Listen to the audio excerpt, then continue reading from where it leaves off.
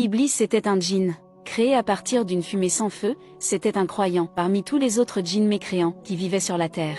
Tellement croyant qu'Allah l'a autorisé à entrer au paradis en compagnie des anges. Il a reçu la permission d'Allah pour aller avec les anges, tuer tous les djinns corrompus sur terre.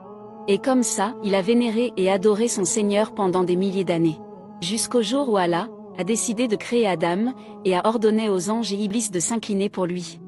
Mais Iblis, qui se considérait meilleur que les anges, qui contrairement à lui, n'ont pas de libre arbitre, se remplit de jalousie et de haine contre cette nouvelle création créée à partir de terre, qui, comme lui, a un libre arbitre. Refusa de s'incliner. Son premier péché, cet acte de désobéissance qui l'a fait sortir du paradis, mais avant de sortir, Allah lui a accordé sa dernière requête, qui était de le laisser vivre jusqu'au jour de la rétribution, pour qu'il prenne avec lui en enfer toute personne qui le suivrait.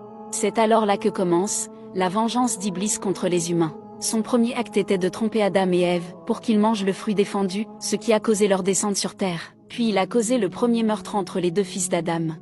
Il plaça alors son trône sur l'eau, et plaça sa couronne sur tout djinn qui réussit à corrompre un humain à faire un acte des plus sombres. Lui et ses soldats détournent les savants, à falsifier les écrits descendus par les messagers d'Allah, de sorte qu'elles soient entachées d'association à Allah, d'innovation.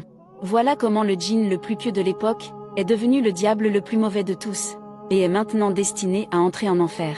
N'oubliez pas de nous suivre pour voir chaque nouvelle histoire.